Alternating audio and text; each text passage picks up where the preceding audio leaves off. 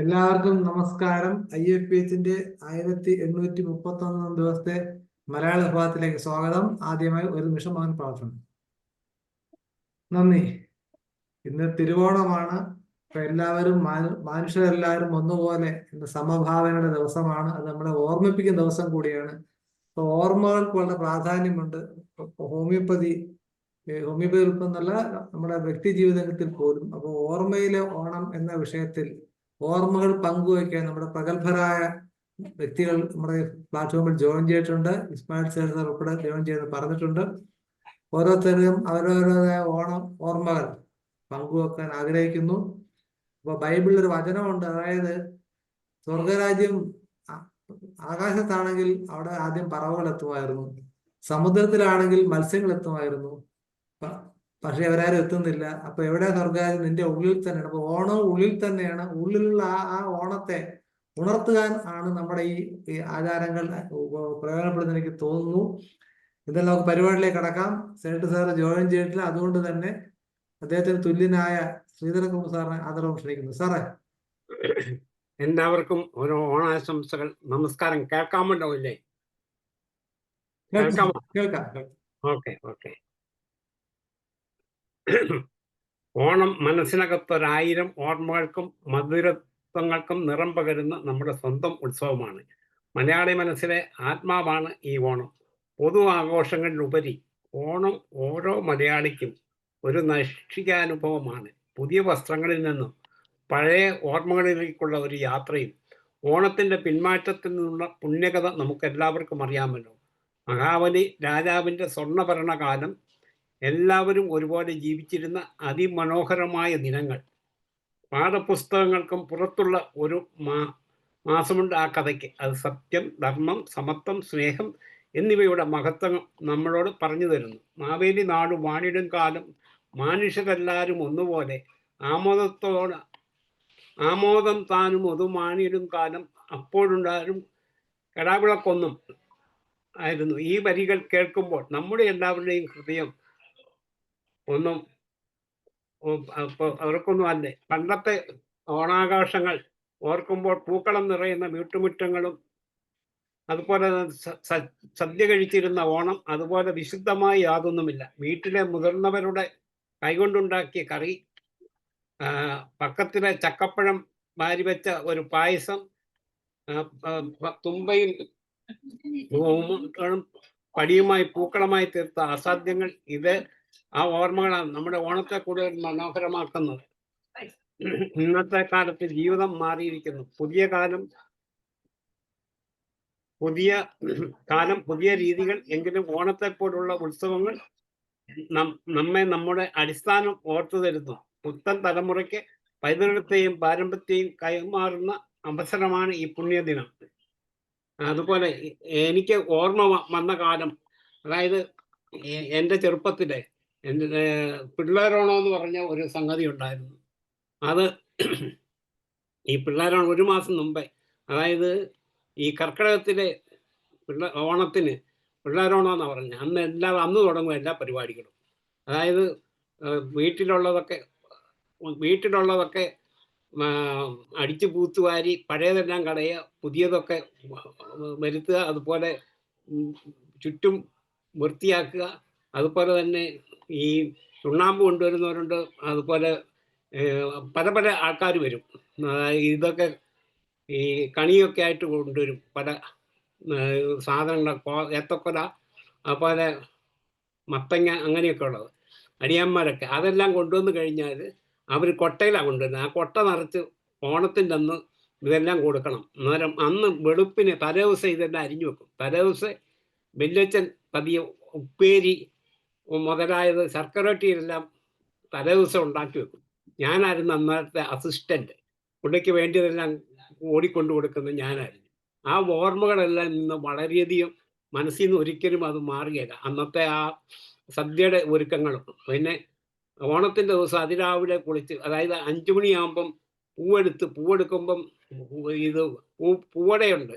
അതുകൂടാതെ 5 മണിയാകുമ്പം കടുവ് വറക്കുമ്പം പൂവണം. ഓണത്തപ്പോ പൂന്ന് പൂവും. അന്നേരം അപ്പുറമുള്ള വീടുകളിൽ നിന്നൊക്കെ ചെറുപ്പക്കാർ, പിള്ളേർ, ഇന്നതൊക്കെ ഉണ്ടോയെന്നറിയാൻ മേല, അതെല്ലാം ഇന്നൊരു സ്മരണ മാത്രമാണ്. അങ്ങനെ ഓണത്തെക്കുറിച്ച് പറഞ്ഞാൽ ഒരുപാട് പറയാനുണ്ട്. അത് കഴിഞ്ഞ് എല്ലാവരും കുളിച്ച് വല്യച്ഛൻ നടുക്കിരിക്കും, രണ്ട് സൈഡിലും കൊച്ചു പിള്ളേരെ ഇരുത്തും. ഒരു 11:30 12 ആകുമ്പോൾ ഓണം കഴിയും. അന്നൊരു സ്വാതന്ത്ര്യമാണ്, എവിടെ വേണേലും പോവാം. ഞാൻ 5 പിക്ചറൊക്കെ ഒരു ദിവസം അടുപ്പിച്ച് കണ്ട ദിവസമുണ്ട്. പൈസ എല്ലാം കൂട്ടി വെക്കും. അന്ന് ചോദിക്കുകയല്ലേ എവിടെ പോയെന്നോ എപ്പം വന്നെന്നോ ഒന്നും ചോദിക്കുകയില്ല. ആ ഒരു ദിവസം ഓണം, വിഷു, പിന്നെ അതുപോലെ കോട്ടയത്ത് ഉത്സവം, ഇതിനൊക്കെ ഫ്രീഡം. അന്നൊക്കെ ഈ പിക്ചറെല്ലാം പോയി കാണുന്നത്. ഇതൊക്കെ ഒരു ഓർമ്മകളാണ്. അതുപോലെ പുത്തൻ കോടി ഉടുപ്പുകൾ, ഇതൊക്കെ അന്ന് തരും. ഞാൻ ഇന്നും എൻ്റെ കൊച്ചുമക്കൾ അതിൻ്റെ ഓർമ്മയ്ക്കായിട്ട് എൻ്റെ കൊച്ചുമക്കൾക്കെല്ലാം ഓരോ ജോഡി ഡ്രസ്സ് എടുത്തു കൊടുത്തു. ഇപ്പം ഊണ് കഴിഞ്ഞ് അങ്ങോട്ട് വന്നതേ ഉള്ളൂ, ഇരുന്നതേ ഉള്ളൂ. അതുപോലെ അടുത്തുള്ള എല്ലാവരെയും വിളിക്കുകയും വേറുള്ള ജാതികളിലുള്ള ആൾക്കാരെയൊക്കെ വിളിക്കുകയും ഊണ് കൊടുക്കുകയൊക്കെ ചെയ്യുമായിരുന്നു. അതൊക്കെ ഒരു വലിയ അനുഭവം തന്നെയായിരുന്നു. അന്ന് ഈ സമത്വവും സാഹോദര്യവും മതത്തിനും ജാതിക്കും ഒക്കെ അതീതമായിട്ടുള്ള സമയം തീർന്നെങ്കിൽ ഒന്ന് കൈ കാണിച്ചേക്കണം, ഞാൻ നിർത്തിയേക്കാം, വേറെ പലർക്കും പറയാനുണ്ടല്ലോ. ഞാൻ പറഞ്ഞാൽ തീരുകയില്ല. അതുപോലെ അനുഭവങ്ങൾ എനിക്ക് ചെറുപ്പത്തിലുണ്ട്. അതുപോലെ കൂട്ടുകാരെയൊക്കെ വിളിക്കുക. അന്ന് ജാതിയില്ല, മതമില്ല, ക്രിസ്ത്യനില്ല, മുസ്ലിംസ് ഇല്ല. ഇന്ന് അതിൽ നിന്ന് വിപരീതമായിട്ട് ഇതിനെല്ലാം കള്ളവും ചതിയും ഈ പറഞ്ഞതിനെല്ലാം വിപരീതമായിട്ടുള്ള കാര്യങ്ങളാണ് നടക്കുന്നത്. സ്വന്തം കാര്യം ചിന്താവാ, അന്നങ്ങനെയൊന്നും അല്ല. അതൊക്കെ ഓർക്കുമ്പം ഇന്നും സത്യത്തിൽ കൂടെ മനസ്സിൻ്റെ ഒരു വലിയ സന്തോഷം. ഇപ്പം ഓണം സത്യത്തിൽ കേരളത്തിലല്ല. കഴിഞ്ഞ ആഴ്ച ഞാൻ ഉടുപ്പിയിൽ ഒരു 20 വർഷം ഉണ്ടായിരുന്നു. ഉടുപ്പിയിൽ ഒരു റിസർച്ചിൻ്റെ വിങ്ങുണ്ടായിരുന്നു. അവിടുത്തെ ഇതിൻ്റെ കേരള സമാജത്തിൻ്റെ ഫൗണ്ടർ പ്രസിഡന്റ് ഞാനായിരുന്നു. അത് ഇപ്പോഴും 33 വർഷം കഴിഞ്ഞു. ശരിക്കും പറഞ്ഞാൽ 35 വർഷമായി. അതിൻ്റെ ആഘോഷമായിരുന്നു. രാവിലെ ഒരു സിനിമാ നടനായിരുന്നു, പേരൊന്നും പറയുന്നില്ല, സിനിമാ നടനായിരുന്നു എൻ്റെ ഉദ്ഘാടകൻ. അത് വളരെ ഗംഭീരമായിട്ട് രാവിലെ 8 മണിക്ക് പൂക്കളം തൊട്ട് രാത്രി 8 മണി വരെ പരിപാടിയായിരുന്നു. നല്ല സദ്യ, 2000 പേരുടെ സദ്യ ഒരുക്കിയത്. കേരളത്തിൽ നിന്ന് ആളെ കൊണ്ടുവന്ന്, തൃശ്ശൂരിൽ നിന്ന് പാചകക്കാരെ കൊണ്ടുവന്ന്. അപ്പം അന്നേരം അങ്ങനെയൊക്കെ ഒരു കാലത്തിൻ്റെ ഓർമ്മയ്ക്കായിട്ട് ഇന്ന് കേരളത്തിലല്ല, കേരളത്തിന് വെളിയിലാണ് കേരളത്തിനെക്കാട്ടി കൂടുതൽ ഓണം. ചിലരതിനെ അല്ലാന്ന് പറയാതിരിക്കും. ഏതായാലും വേറുള്ളവർക്കൂടെ ഉള്ള സമയം ഞാൻ അപഹരിക്കുന്നില്ല. എനിക്ക് തന്ന സമയം ഞാൻ തീരാറായതുകൊണ്ട് നിർത്തുകയാണ്. ഈ ഓണം നമ്മുടെ കുടുംബങ്ങൾക്കിടയിൽ സ്നേഹവും ഐക്യവും വളരട്ടെ. മനസ്സിലുള്ള ഒറ്റപ്പെടുകൾ മാറി നമ്മൾ ഒരുമിച്ച് ചേർന്ന് ചിരിക്കാൻ, സ്നേഹിക്കാൻ, സമാധാനങ്ങൾ ഉണ്ടാക്കാൻ എല്ലാത്തിനും അവസരങ്ങൾ ഉണ്ടാകട്ടെ. നമ്മുടെ എല്ലാ സന്തതികൾക്കും, നമ്മുടെ സഹോദരങ്ങൾക്കും, അതുപോലെ നമ്മുടെ ഒറ്റമുറിക്കും ഈ ഓണം കനിവിൻ്റെ പുതിയുഗ തടയായി മാറട്ടെ. എല്ലാവർക്കും ഒരിക്കൽ കൂടി എൻ്റെ ഹൃദയം നിറഞ്ഞ ഓണാശംസകൾ. ഓണം പൊന്നുപാടത്തും പൂക്കളത്തിൽ ചിരിയും ഓർമ്മയിലെ മാവേലിരിക്കും നാളത്തെ വരവായി. എല്ലാവർക്കും നന്ദി. ഇതുപോലെ എല്ലാ വർഷവും നമുക്ക് n number of years, infinity വരെ ഇതുപോലെ കൂടാൻ ആകുമാറാകട്ടെ എന്ന് പ്രാർത്ഥിച്ചുകൊണ്ട് നിർത്തുന്നു. നന്ദി, നമസ്കാരം. പ്രത്യേകിച്ചും IFHന്റെ ഇത് കേട്ടുകൊണ്ടിരിക്കുന്ന എല്ലാവർക്കും വളരെ നന്ദി. 18 പേരെയുള്ള എല്ലാവരും ഓണം ഉണ്ണാൻ പോയിരിക്കുക. Okay, thank you one and all. പ്രത്യേകിച്ച് ഇന്ന് ഇതിനു വേണ്ടി മെനക്കെടുന്ന ഇതിൻ്റെ ഭാരവാഹികൾക്കും, പ്രത്യേകിച്ച് മനോജിനും ഡോക്ടർ ധനേശിനും, പിന്നെ ഇവിടെ ഭാഗ്യലക്ഷ്മി ഡോക്ടറുണ്ട്, വേണുഗോപാൽ റെഡ്ഡിയാർ സാറുണ്ട്, മനോജ് ധനേശുണ്ട്. എല്ലാവർക്കും എൻ്റെ ഹൃദയം നിറഞ്ഞ ഓണാശംസകൾ. നന്ദി, നമസ്കാരം. നന്ദി ശ്രീധർപ്പൂർ സാറേ. അടുത്ത നമ്മുടെ ഇസ്മായിൽ സ്റ്റേഷനിലേക്ക് പോകാം. സാർ യാത്രയിലാണ്, സാറിന്റെ ഓണം ട്രെയിനിലാണ്. സാർ അൺമ്യൂട്ട് ചെയ്യാമോ സാറേ? യാത്രയാണ്. ഞാൻ സൈഡിൽ ലൈറ്റ് ഇട്ടിരിക്കുക, എല്ലാവരും ലൈറ്റ് കണക്കി കിടക്കുകയാണ്. ഇപ്പൊ കാണാമല്ലോ അല്ലേ? കാണാം സാറേ, കാണാൻ കേൾക്കുകയും ചെയ്യാലോ. കാണാം സാർ. എന്റെ ഓണത്തിന്റെ ഒരു അനുഭവം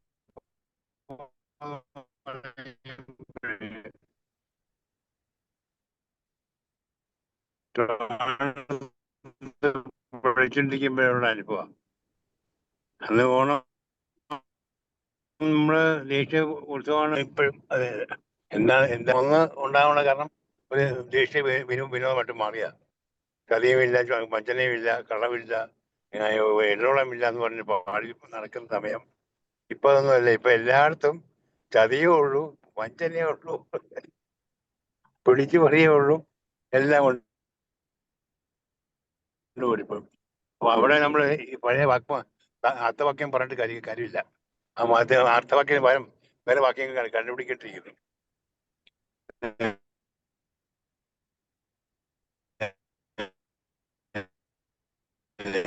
ഇപ്പൊ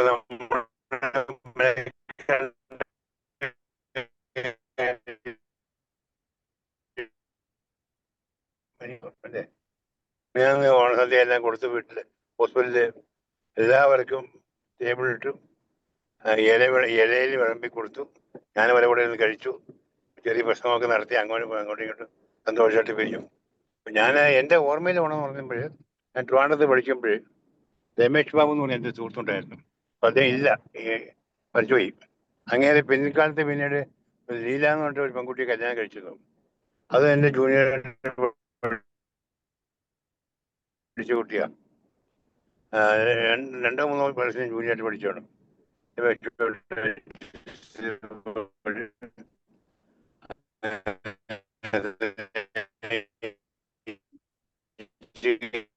എല്ലാം കഴിച്ചാണ്.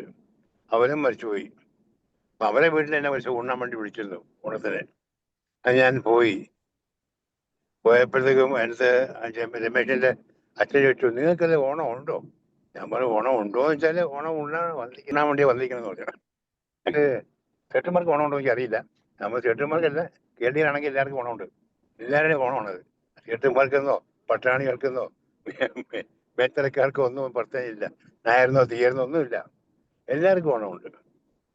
അല്ല, ഓണം ഉണ്ണിന് കാണാൻ പറ്റും ഓണം ഉണ്ണണമെന്നാണ് പറയുന്നത്. അപ്പൊ അതൊക്കെ നിങ്ങൾക്ക് അറിയാമല്ലേ, ഞാൻ നന്നായിട്ട് പറഞ്ഞ അതൊക്കെ പഠിച്ചു വെച്ചിട്ടുണ്ടല്ലേ, നമ്മളെ അതൊക്കെ പഠിപ്പിച്ചിട്ടുണ്ട്. സമയം കിട്ടുമ്പോഴേക്ക് പെരുമാറാൻ വേണ്ടി ഒന്നൊരു വാചകങ്ങൾക്ക് മറ്റാക്കി വെച്ചിട്ട് പറഞ്ഞു. ഞാൻ സ്റ്റുഡൻറ്റാ, 3rd year സ്റ്റുഡൻ്റാണ്. അവിടെ നിന്ന് അദ്ദേഹം നമുക്ക് ഇതിന് വിളമ്പുന്ന രീതിയുണ്ട് കേട്ടോ. ഓരോ കറികൾ കാണുമ്പോൾ സമയമുണ്ട്, അതിൻ്റെ രീതിയുണ്ട്. അതൊന്നും എനിക്കറിയില്ല. കല്യാണത്തിന് പോയിട്ടുണ്ടോ? ഇതിക്കൂടെ നല്ല ഓണസദ്യക്ക് പോയിട്ടുണ്ടോ? ഞാൻ പോയിട്ടുണ്ട്. അത് വിളമ്പനം കണ്ടുണ്ട്. നമ്മളെങ്ങനെ വിളമ്പുന്നുണ്ട്, അത് എന്തൊക്കെയാണെന്നുള്ളത് എനിക്ക് അറിയില്ല. എല്ലാ കറികളും എനിക്ക് ഇഷ്ടമാണ്. ഞാൻ എല്ലാ കറികളും വെച്ച് കഴിക്കാറുണ്ട്. ആദ്യത്തെ ചോറ് മാത്രമേ ഞാൻ വാങ്ങാറുള്ളൂ. അത് കഴിച്ച് ഈ മറ്റുള്ള കറികളൊക്കെ കഴിക്കുമ്പോൾ വയറ് നിറയും. ചോറ് സ്വല്പം മതി. തോരനും തീയലും സാമ്പാറും അതുതന്നെ എല്ലാ കറികളും ഒരു 10-14 കൂട്ടം കറികളുണ്ടാവും. എൻ്റെ ഹോസ്പിറ്റലിൽ നടത്തിയപ്പോൾ അങ്ങനെയായിരുന്നു, 14 കൂട്ടം കറികളാണ്. ആര്യഭവനിൽ ഏർപ്പാടാക്കി അവർ കൊണ്ടുവന്ന് വിളമ്പി കൊടുക്കുകയായിരുന്നു എല്ലാവർക്കും. 14 കൂട്ടം കറികൾ, അതായത് സാമ്പാറും പുളിശ്ശേരിയും എല്ലാം കൂടെ ഉൾപ്പെടെ. തൊടുകറി തന്നെ ഉണ്ട് കുറേ എണ്ണം. ഇഞ്ചി തോരൻ, ഇഞ്ചി അങ്ങനെയുള്ള കാര്യങ്ങളൊക്കെ വരെ ഉണ്ടായിരുന്നു. രസമായിരുന്നു ഒരു ഓണസദ്യ. അതിൻ്റെ അന്ന് കൂടെ പഠിക്കുമ്പോഴേ രമേശിൻ്റെ വീട്ടിലായിരുന്നു നമ്മൾ ഓണം പഠിക്കാൻ പറ്റിയപ്പോൾ. രമേശിൻ്റെ വീട്ടിൽ പോയി, അത് സ്ഥലം പറഞ്ഞാൽ പഠിപ്പുണ്ട്, ഊളംപാറയിലാട്ടോ. അവൻ്റെ വീടുണ്ടായിരുന്ന ഊളംപാറയിലാണ്. ഞങ്ങൾ എപ്പോഴും ഇവിടെ കളിയാക്കുമായിരുന്നു, ഈ ഊളംപാറന്ന് മാറിയത് മാത്രമല്ലേ നന്നാവുള്ളൂ കേട്ടോ. രമേശ് ബാബുവിനെ എപ്പോഴും കളിയാക്കുമായിരുന്നു. അത് ഊളംപാറ മോശ സ്ഥലമൊന്നുമല്ല, മോശ സ്ഥലമില്ല, എന്നാലും ഓടുന്ന സ്ഥലത്തിലെ ഒരുപാട് ആളുകൾ കിടപ്പുണ്ട്, അവരൊന്നും സഹകരിക്കാൻ പറ്റില്ല. ഊളം പറയുന്ന പുള്ളിയുടെ പിയോ ഊളം പറയാ, മലയാളം അറിയാലോ അല്ലേ?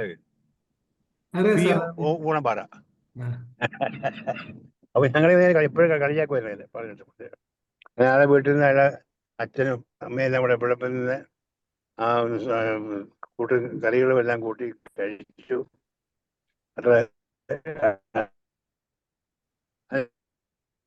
ആളുടെ പോയി ഉണ്ടോ വെച്ചാൽ ഇതെന്ന് തന്നെ പറയാൻ പറ്റും. ഞാൻ നടത്തിയതേ ഉള്ളൂ. എൻ്റെ ഹോസ്പിറ്റലിൽ പിന്നെ എല്ലാ വർഷവും ഞാൻ ഓണസദ്യ കൊടുക്കാറുണ്ട്. കോളേജ് പഠിപ്പിക്കുമ്പോഴും കോളേജ് ഉണ്ടായിരുന്നപ്പോഴും ഓണത്തിന് ഞങ്ങൾ ഇവിടെ ഇത്തവണ ഇവിടെ ഉണ്ടായി എന്നെ വിളിച്ച് ഞാൻ പോയിരുന്നു ഓണത്തിന്. കോളേജ് ഓണത്തിന് ഉള്ള സദ്യ ഉണ്ട്. അപ്പം ഞാൻ ഉള്ളപ്പോഴാണ് തുടങ്ങി വെച്ചത്. ഞാനന്ന് പ്രിൻസിപ്പൾ സൂപ്രണ്ടായിരുന്നപ്പോഴാണ് തുടങ്ങി വെച്ചതൊക്കെ. എല്ലാവരെയും വിളിച്ച് പൈസയൊക്കെ പിരിച്ചു ഓണമൊക്കെ ഏർപ്പാടാക്കി. ഇത്തവണ ചുറ്റുപാടുള്ളവര് പഴയ ഓൾഡ് സ്റ്റുഡൻസ്, ഓൾഡ് ഡോക്ടേഴ്സ് എല്ലാം കൂടെ ചേർന്നിട്ട് ഒരു 2,000 ആളുണ്ടായിരുന്നു ഹോമി കോളേജിൽ ഓണസദ്യ കൊണ്ടുപോകാൻ വേണ്ടി. ഞാനിവിടെ പോയിരുന്നു. അതൊക്കെ ഞാൻ പാഴാക്കില്ല. ഞാൻ പോകും. കാരണം പഴയ ആളുകളെ കാണാനും സൗഹൃദം പുതുക്കാനും പറ്റിയ സമയമാണ്. അത് അങ്ങനെയുള്ള സന്ദർഭം ഞാൻ ഒരിക്കലും പാഴാക്കാറില്ല, പോയി ചേരാറുണ്ട്. അതാണ് ഞാൻ പ്രത്യേകമായിട്ട് ഇവിടെ കാണുന്നത്. അപ്പം അന്ന് രമേശ് ബാബുവിൻ്റെ വീട്ടിൽ ഗുണം ഇന്നും എൻ്റെ രീതിയിലുണ്ട്. ചില സമയത്ത് ഇവിടെ വട്ടവടയിൽ പോയി ജോലി ചെയ്യുമ്പോഴേ 17 കിലോമീറ്റർ നടന്ന് ടോപ്പ് സ്റ്റേഷനിൽ വരെ ബസ് പോയി അവിടെ നിന്ന് 17 കിലോമീറ്റർ നടന്നിട്ടാണ് കാട്ടിക്കൂടെ അവിടെ പോകുന്നത്. അവിടുത്തെ എക്സിക്യൂട്ടീവ് ഓഫീസർ അമ്മണിയമ്മ ചേച്ചി ഉണ്ടായിരുന്നു. എൻ്റെ ഭർത്താവിൻ്റെ പേര് അലക്സാണ്ടർ. അദ്ദേഹം ഹെൽത്ത് ഓഫീസറായിരുന്നു. അവര് ഞങ്ങളവിടെ എത്തിയപ്പോൾ 5:30 മണി 6 പോകുന്നു. ഒന്നും കഴിച്ചില്ല. ഞാൻ ഒന്നും കഴിച്ചില്ല. അപ്പം നമുക്ക് ഊണ് കഴിക്കാമോ? ആ ഊണിൻ്റെ ടേസ്റ്റ് ഇന്നും എൻ്റെ വായി കിടപ്പുണ്ട്. സത്യം പറയാം.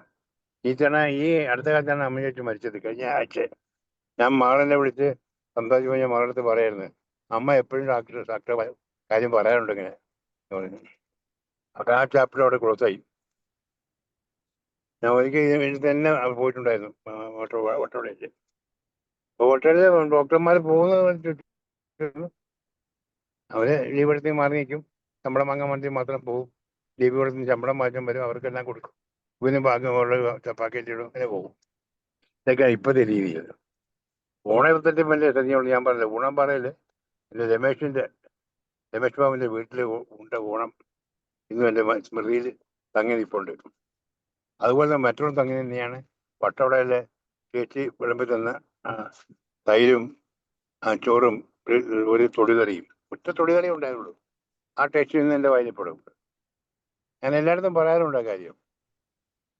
കാരണം ഞങ്ങൾ 11 മണിക്ക് അവിടെ ഇറങ്ങി ബസ്. ഇറങ്ങിയിട്ട് പിന്നെ നടക്കുക 10-17 കിലോമീറ്റർ കാട്ടിൽ കൂടെ നടക്കുകയായിരുന്നു. നടന്നിട്ട് അവിടെ എത്തുന്നത്. അപ്പോഴാണ് അവര് ഞങ്ങൾക്ക് കൊണ്ട് ഞാൻ വരുന്നുള്ള അറിയാമായിരുന്നു അവർക്ക്. കാരണം അവിടെ പുതിയ ഡോക്ടറും ജോയിൻ ചെയ്യുന്ന അറിയാം. ഞാൻ ആദ്യ ഡോക്ടറാണ്. ആ ഡിസ്പെൻസറിലെ ഫസ്റ്റ് ഡോക്ടർ ഞാനാണ്. വട്ടവട കേട്ടിട്ടുണ്ടാവും അല്ലേ? കേട്ടിട്ടുണ്ടോ മനോജ്? തീർച്ചയായിട്ടും ഉണ്ട്. അതെ. ഞാൻ ശേഷം 2 പ്രാവശ്യം പോയിട്ടുണ്ട് കേട്ടോ. അപ്പൊ ഇത്രയൊക്കെ ഉള്ളൂ എന്നെ പറ്റി പറയാൻ വേണ്ടിയുള്ള ഓണത്തിനുള്ള അനുഭവങ്ങൾ എന്ന് പറയുന്നത്. എന്തായാലും മതിയാവൂല അല്ലേ? യാത്രയിടയിലും പങ്കെടുക്കാൻ സമയം കണ്ടെത്തിയ മനസ്സ് അതെ കാണിക്കാൻ അതെ. സാറിന് പ്രത്യേകം നന്ദി. സാറ് പറഞ്ഞ പോലെ ഈ മായത്തിന്റെ കാലമാണ്. അത് പറയുമ്പോൾ ചെമ്മനം ചാക്കോയുടെ കവിതയാണ് ഓർമ്മ വരുന്നത്. കല്ലുകൾ സമം ചേർത്ത് ഒരു അരിയും റബ്ബർക്കായ നല്ലപോലെ ആട്ടിച്ചേർത്ത വെളിച്ചെണ്ണയും നർമ്മമായി നിനക്കൊന്ന് മുറുക്കുവാനും പോലും ആ നർമ്മദേവതയെ മായം സർവത്ര മായം തന്നെ എന്ന് വർഷങ്ങൾക്ക് മുമ്പ് സുലൈമാൻ ചെമ്മനം ചാക്കോ കവിതയുണ്ട്. അപ്പൊ അന്നും മായത്തിന്റെ വളരെ കൂടുതലായിരുന്നു. ഇപ്പോഴും മോശമല്ല. എന്തായാലും സൈഡ് സാർ വളരെ രസകരമായി തന്നെ കാര്യം അവതരിപ്പിച്ചു. ഇനി നമുക്ക് 7ാം കടലിനക്കരെ 2 പേര് ജോയിൻ ചെയ്തിട്ടുണ്ട്. ഒന്ന് ജേക്കബ് മാത്യു സാറും അടുത്ത വേണുഗോപാൽ റെഡ്ഡി സാറും. വേണുഗോപാൽ റെഡ്ഡി സാറ് 3ാമതോ 4ാമതോ വിളിക്കാമെന്ന് പറഞ്ഞിരിക്കുന്നത്. അപ്പൊ അത് നമുക്ക് ജേക്കബ് സാറിലേക്ക് പോവാം. അമേരിക്കയിലാണല്ലേ? എന്താ സാർ? അതെ അതെ അതെ അതെ അതെ. ഡോക്ടർ മനോജ് എന്താ എന്നെ കൊണ്ട് ഉദ്ദേശിക്കുന്നത്? ഞാൻ ജസ്റ്റ് അതായത് ഓർമ്മകളിലെ സാറിന്റെ ഓർമ്മ. അതാണ് അതെ, ഒന്ന് പങ്കുവെക്കാൻ. ഓണത്തിന്റെ ഓർമ്മകൾ എന്ന് പറഞ്ഞാൽ എനിക്ക് സത്യം പറഞ്ഞ ഇവിടെ വന്നതിന് ശേഷം ഓണാഘോഷം കുറച്ച് കുറവാണ്. പക്ഷെ എന്നാലും ലാസ്റ്റ് ഇയറിൽ ഞങ്ങളുടെ പള്ളിയിൽ പരിപാടി ഉണ്ടായിരുന്നു, വലിയ പരിപാടി ഉണ്ടായിരുന്നു. ഇഷ്ടംപോലെ ഫുഡും കുറെ കലാപരിപാടികളൊക്കെ ഉണ്ടായിരുന്നു. ഇക്കൊല്ലം പിന്നെ അടുത്ത ഞായറാഴ്ചയാണ് പള്ളിയിൽ പരിപാടി, ഓണം പരിപാടി. പിന്നെ ഇവിടെ വേറൊരു മലയാളി അസോസിയേഷൻ ഉണ്ട്. അത് എല്ലാ വർഷവും, അത് എനിക്ക് നാളെയാണെന്ന് തോന്നുന്നു. അത് അതിഭയങ്കര പരിപാടിയാണ്. കണ്ടുപോകുന്ന ആൾക്കാർ 10,000 പേരെ കാണാൻ പരിപാടി. പക്ഷെ ഞാൻ മലയാള അസോസിയേഷൻ പോകാറില്ല സാറിന്, ഒത്തിരി ദൂരെ ആയതുകൊണ്ട്. പിന്നെ ഞങ്ങളുടെ സ്വന്തം ഫാമിലി നാളെ ഒരു 10-50 പേരുണ്ട്. ഞങ്ങളുടെ ഫാമിലി അവരെല്ലാം കൂടെ നാളെ കൂടുന്നുണ്ട്, ഓണം ആഘോഷിക്കുന്നുണ്ട്. പിന്നെ തനി മലയാളം, വെജിറ്റേറിയൻ ഫുഡെല്ലാം ആയിട്ട്. അതൊക്കെയാണ് ഇവിടുത്തെ ഓണവിശേഷങ്ങൾ. സർപ്രൈസ് ആയിട്ട് വിളിച്ചുകൊണ്ട് എനിക്ക് പെട്ടെന്ന് ഒന്നും റീകളക്ട് ചെയ്ത് കിട്ടുന്നില്ല. അതുകൊണ്ട് അടുത്ത ആളെ വിളിക്കാം. ഓക്കെ. വേണുഗോപാൽ സാറേ, സരസ സംഭാഷണത്തിന് പേര് കേട്ട തിരുവനന്തപുരം മെഡിക്കൽ കോളേജിലെ മുൻ അധ്യാപകൻ കൂടിയ വേണുഗോപാൽ പ്രൊഫസർ സാറിനെ ആദരവ് ക്ഷണിക്കുന്നു. സാർ. ഓക്കെ, ഞാൻ ഏതായാലും പറയാൻ പോകുന്നതെല്ലാം ടോട്ടലി ഡിഫറെന്റ്. ഈ പറഞ്ഞവർ ബാക്കിയുള്ളവർ പറഞ്ഞിരുന്നത് വളരെ വ്യത്യസ്തമായിട്ടാണ് പറയാൻ പോകുന്നത്. ഞാൻ പറയുന്നത് വെച്ചാൽ മൈ തോട്ട്സ് അത് കുറെ ചിന്തിപ്പിക്കും, കുറെ പേര് ചിരിപ്പിക്കും, കുറെ പേരെ ചൊടിപ്പിക്കുകയും ചെയ്യും കേട്ടോ. ഈ മൂന്നും ഉണ്ട്. ഏതായാലും അത് ഞാൻ പറയാൻ വെച്ചാല് ഞാനൊരു ആർട്ടിക്കിൾ വായിച്ചു ഒരു കുറച്ച് വർഷങ്ങൾക്ക് മുമ്പ്. അതിൽ പറഞ്ഞ് രണ്ടുമൂന്ന് വളരെ ശരിക്കും thought provoking. As per the ഈ പറയുന്നതനുസരിച്ച് മഹാബലി കേരളം ഭരിച്ചിരുന്നു, വാണിരുന്നു. എന്നിട്ട് നല്ല മനുഷ്യനാണ്, എല്ലാവരും ഹാപ്പിയാണ്, പ്രജകളെല്ലാം. അപ്പൊ എല്ലാവരും ഹാപ്പിയായിട്ട് നന്നായിട്ട് ഭരിച്ച ആ മഹാരാജാവിനെ ഇതാ പാതാളത്തിലേക്ക് അയക്കാനായിട്ട് ദൈവം തന്നെ വേറൊരു അവതാരത്തിൽ വരുന്നത്, അത് ആലോചിച്ചിട്ട് ഒരു പിടിയും കിട്ടുന്നില്ല. കാര്യം അറിയോ, എല്ലാവരും ഹാപ്പി, പ്രജകളെല്ലാം. എന്നിട്ട് ഇത് ഒരു വിധത്തിൽ പറഞ്ഞാൽ ബംഗ്ലാദേശിലെ മറ്റേ ഷേഖ് ഹസീനെ പിടിച്ച് മാറ്റിയിട്ട് വേറെ ആളെ കൊണ്ടുവന്ന് വെച്ചതുപോലെയാണ് കേട്ടോ. അവിടെ എല്ലാവരും ഹാപ്പി ആയിട്ട് ഡെമോക്രാറ്റിക്കലി എലക്റ്റഡ് ആണ്. 74% വന്ന ഷേഖ് ഹസീനെ മാറ്റിയതുപോലെ അല്ലേ ഈ നമ്മുടെ ഈ മഹാബലിയും പിടിച്ച് മാറ്റിയെന്നുള്ളതാണ് ആദ്യത്തേത്. അതെ, ഇനി അടുത്തത് ഇത് പറഞ്ഞത് വാമന അവതാരം. ഇവിടെ ഹിന്ദുക്കൾ ഇല്ലാത്തവരുണ്ട്, ജേക്കബ് മാത്യു പോലെ കുറെ പേരൊക്കെ ഹിന്ദുക്കളല്ല, ഇസ്മായിൽ സേട്ടൊക്കെ. അതുകൊണ്ട് അവർക്കും കൂടെ അറിയുന്ന രീതിയിൽ, ഒന്ന് മനസ്സിലാകുന്ന രീതിയിൽ ആദ്യം കുറച്ച് പറയാം. അതായത് ദശാവതാരം എന്നുള്ളതാണ് പറഞ്ഞതിൽ വാമന അവതാരം. ആ വാമന അവതാരത്തിന് ശേഷമാണ് പരശുരാമ അവതാരം. പരശുരാമന്റെ അവതാരം വാമനന് ശേഷമാണ്. അപ്പോൾ ഇവിടെ കേരളം മഹാബലി ഭരിച്ചുകൊണ്ടിരുന്നപ്പോൾ വാമനന്റെ അവതാരത്തിൽ വന്നു മഹാബലിയെ അങ്ങോട്ടേക്ക് പാതാളത്തിലേക്ക് പറഞ്ഞയച്ചു. അപ്പൊ കേരളമുണ്ട്, മഹാബലി ഉണ്ട്, വാമനൻ വന്നു. പക്ഷെ കേരളത്തിന്റെ ഒരു വൈദിക അനുസരിച്ചാണ് പരശുരാമനാണ് മഴുവെറിഞ്ഞാണ് കേരളത്തിനെ സൃഷ്ടിച്ചതെന്ന്. കേരളം ഇല്ലാതിനെ മഴുവെറിഞ്ഞ് സൃഷ്ടിച്ചു. അപ്പൊ ഇത് രണ്ടും പൊരുത്തപ്പെടുന്നില്ല. വാമനാവതാരത്തിൽ കേരളം ഇല്ല. അപ്പൊ എങ്ങനെ മഹാബലി? പരശുരാമന്റെ അവതാരത്തിലാണ് കേരളം വരുന്നത്. ഇത് എന്നെ ഒരുപാട് കൺഫ്യൂസ് ചെയ്യിക്കുകയാണ്. അതെ, അപ്പൊ ഇത് ഞാനൊരു സാന്റാക്ലാസ് പോലെ അല്ലേ? ഈ സാന്റാക്ലാസ് എല്ലാ കൊല്ലവും വരുമെന്നൊക്കെ പറഞ്ഞുകൊണ്ടിരിക്കുന്നുണ്ട്. അപ്പൊ സാന്റാക്ലാസ് ഇല്ല, ഈ മഹാബലി ഇല്ല. അതാണ് ഒരു ഫാക്ടിൻ്റെത്. ഇനി അടുത്തത്, ഇപ്പൊ ഞാൻ മനസ്സിലാക്കുന്ന മഹാബലി നേരത്തെ കുറെ പേര് അന്ന് എള്ളോളം കള്ളമില്ല, ചതിയില്ല, വഞ്ചനയില്ല, ഇപ്പോഴെല്ലാം ഉണ്ടെന്നൊക്കെ പറയുന്നുണ്ട്. മഹാബലി കേരളത്തിൽ വരുന്നില്ല, നിർത്തി. കുറെ കൊല്ലങ്ങൾക്ക് വന്നപ്പോ മഹാബലിയുടെ കൊട അടിച്ചുകൊണ്ട് പോയി, അങ്ങ് മുകളിലുള്ള കിരീടം എല്ലാം അടിച്ചെടുത്തോണ്ട് പോയി കേട്ടോ. ഇവിടുത്തെ ഒട്ടും വിചാരിച്ചില്ല ഇവിടെ വന്ന് എല്ലാം അടിച്ചു മാറ്റുമെന്നുള്ളത്. അതോടുകൂടി മഹാബലി വരുന്നില്ല. ഇങ്ങനെ അതാണ് അടുത്ത ഒരു ഇതിന്റെ. ഇനി ഇവിടത്തെ ഇദ്ദേഹം പറഞ്ഞ ഞാൻ അമേരിക്കയിലുള്ള ഓണത്തിൻ്റെ ഞാൻ പറയാം, കുറച്ച് ഷെയർ ചെയ്യാം. ഇവിടെ ഒരു 10 ദിവസം മുമ്പായിരുന്നു ഇവിടെ ഓണം സെലിബ്രേഷൻ, ഒരു ശനിയാഴ്ച ആയിരുന്നു. ഇവിടുത്തെ മലയാളി അസോസിയേഷൻ. ഞാൻ അതിന് പോയില്ല. ഞാൻ പോകണ്ട എന്നുള്ളത് തീരുമാനിച്ചും കഴിഞ്ഞു. അതിന് മുൻപുള്ള 1-2 ഞാൻ പോയില്ല. ഇനി എന്താണ് ക്യൂരിയോസിറ്റി കൊണ്ട് എന്താണ് അറിയാനായിട്ടൊക്കെ മനോജ് എന്തുകൊണ്ട് ഒരു ഓണം ഇതിന് പോകുന്നില്ല എന്നുള്ളത്. അല്ലേ, ഓണം ഞാൻ അമേരിക്കയിൽ വന്നിട്ട് മിച്ചിഗനിൽ ഉണ്ടായിരുന്നപ്പോൾ ഒരു 6-7 ഓണം മലയാളി അസോസിയേഷൻ, എല്ലായിടത്തും മലയാളി അസോസിയേഷൻ ഉണ്ട്. അത് കഴിഞ്ഞിട്ട് അയോവയിലും ഒരു 4 എണ്ണം, ഇവിടെ വന്നിട്ട് ഒരു 4 ഇതായിട്ട്. പിന്നെ ഞാൻ നിർത്താൻ കാരണം 2-3 കാരണമേ ഉള്ളൂ. നമ്പർ 1, പണ്ട് പൊയ്ക്കൊണ്ടിരുന്നപ്പോൾ ഈ 300-400 പേരെങ്കിലും വരും. ഒരു 10-30-40 ഫാമിലി അവരാണ് വീട്ടിൽ ഭക്ഷണം ഉണ്ടാക്കുന്നത്. ഈ ഉള്ള നല്ല അവിയൽ, സാമ്പാർ, എല്ലാം പുളിശ്ശേരി, എല്ലാം ഹോം മെയ്ഡ്, അത് വരും. അപ്പൊ ഇതിനെല്ലാം അവരുടെ കയ്യിൽ നിന്ന് കാശൊന്നും ചിലവാക്കേണ്ട വെച്ചാൽ എല്ലാവരും ഒരു $20 നമ്മൾ കൊടുക്കണം ഇന്നത്തെ അതിന് ഇവന്റിന് പോകുന്നതിന് ഒരാൾക്ക്. നല്ല സമൃദ്ധമായിട്ടുള്ള പായസം, എല്ലാം ഹോം മെയ്ഡ്, നാട്ടിൽ കഴിക്കുന്ന അതുപോലെ ടേസ്റ്റ്. അതിപ്പോൾ കഴിഞ്ഞ ഒരു 3 കൊല്ലത്തിന് മുമ്പ് കോവിഡ് വന്നപ്പോൾ 2 കൊല്ലം ഒന്നും ഇല്ലായിരുന്നു, ഓണാഘോഷം ഒന്നും ഇല്ല. അതെ, അത് കഴിഞ്ഞിട്ട് ഇവർ കാറ്ററിംഗ് സർവീസിന് അങ്ങ് കൊടുത്തു. ഇതെല്ലാം പരിപാടി ഇവർ ചെയ്യുന്നില്ല. നമ്മുടെ നാട്ടിലിപ്പോൾ ചെയ്യുന്ന പോലെ കാറ്ററിംഗ് എല്ലാം കാറ്ററിംഗ് സർവീസ് കൊടുത്ത് അത് അവര് ഇതും കൂട്ടി $30 കാറ്ററിംഗ് സർവീസ് അവർ വന്നിട്ട് റേഷൻ ഇടുന്ന പോലെയാണ് അവിയലേക്ക് കൊണ്ടുവന്ന് കുറച്ചിട്ട് ചോറും കുറച്ച് പപ്പടത്തിന്റെ സൈസൊക്കെ ഒരു 6 ഇഞ്ച് 7 ഇഞ്ച് ഉണ്ടായിരുന്ന ഡയമീറ്റർ ഉണ്ടായിരുന്ന എല്ലാം പപ്പടം എല്ലാം ഇപ്പൊ 3 ഇഞ്ച് കേട്ടോ. അങ്ങനെ 3 ഇഞ്ചുള്ള പപ്പടം. അങ്ങനെ ഇത് കുറച്ചതിലേക്ക് പിന്നെയും വിളിക്കണം. അവിയൽ കുറച്ച് ഇത് എത്ര തവണ നമ്മൾ വിളിക്കും? വളരെ ഇതല്ലേ, ഏതിട്ട് കഴിഞ്ഞാലും എല്ലാം റേഷനിങ് ആണ്. ഹ്യൂബർട്ട് ജി എല്ലാം വന്നിട്ട് അവിടെ ഇരിക്കുന്ന ഒരു ഭിക്ഷക്കാരായിട്ട് നമ്മൾ ഇരിക്കുന്ന ഒരു ഫീലിംഗ് ആണ്.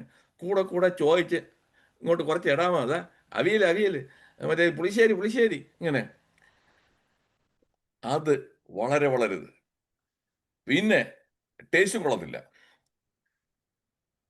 അപ്പൊ ക്വാണ്ടിറ്റി കുറവ്, ടേസ്റ്റും കൊള്ളുന്നില്ല. ഇനി അത് കഴിഞ്ഞ് കലാപരിപാടികൾ, കൾച്ചറൽ പ്രോഗ്രാംസ്. ഈ കൾച്ചറൽ പ്രോഗ്രാംസിന് മുമ്പ് ഇവിടുത്തെ സംഘാടകർ ഒന്നിൻ്റെ പേരൊക്കെ വന്നിട്ട് മൈക്കും പിടിച്ചുകൊണ്ട് അതിനെ ഇതിനെക്കുറിച്ച് ചെയ്യും. അവർക്ക് മലയാളം സംസാരിക്കാൻ അറിഞ്ഞൂടാ. അതാണ് കഷ്ടം. ഒന്ന് ആലോചിക്കൊള്ളേ. ഞാനിവിടെ തെലുഗു അസോസിയേഷനിലുണ്ട്, ഞാൻ മെമ്പറാണ്. തമിഴ് അസോസിയേഷനിൽ ഞാൻ മെമ്പറാണ്. അവിടെ ദീപാവലി, വിഷു അതിന് ഞാൻ പോകും. ഇവിടെ ഈ ഓണത്തിനാണ് മെയിനായിട്ട് പോകുന്നത്. മറ്റേവിടെയൊക്കെ അവൻ തെലുഗു അസോസിയേഷനെ കംപ്ലീറ്റ് കടിച്ച പൊട്ടാത്ത തെലുഗിലാണ് അവൻ സംസാരിക്കുന്നത്. മിഗണ്ടി ദഗണ്ടി ഗണ്ടി ലഗടി എന്നൊക്കെ പറഞ്ഞ് അവനെ ഹണ്ടി ഗിണ്ടി എന്ന് പറഞ്ഞ് ഞങ്ങൾ പോയിക്കൊണ്ടിരിക്കുകയാണ് സംഗതി. അടുത്തത് തമിഴന്മാരോടെ പോയി കഴിഞ്ഞാലും ഒരു 60 to 70% തമിഴ്, കുറച്ച് ഇംഗ്ലീഷും കൂടെ മിക്സ് ചെയ്യും. നമുക്ക് ഇത് ദീപാവളി അന്ത ഇതൊക്കെ നാമ എന്നെല്ലാം ചേർന്നിരിക്കോ, എതിനാലും ചേർന്നിരിക്കണം തെരിയുമാ എന്നൊക്കെ പറഞ്ഞു വന്നു. ഇവിടെ വന്നു കഴിഞ്ഞാലാണ് അങ്ങ് അത് പരട്ട ചിരട്ടയിലിട്ട് വരയ്ക്കുന്ന ഇംഗ്ലീഷിലാണ് സംസാരിക്കുന്നത്. Mahabali was A great emperor and when he ruled ഒരു രക്ഷയില്ല. ഇത് പീഡനമാണ് കേട്ടോ. ഇത് പീഡനമാണ്. തീർന്നില്ല. ഇതാണ് ഏറ്റവും ഹൈറ്റ് ഓഫ് ഹിപ്പോക്രസി വരുന്നത്. മനോജ് ജി, ഹിപ്പോക്രസിയുടെ ഏറ്റവും ഹൈറ്റ് ഇവിടെയാണ് വരുന്നത്.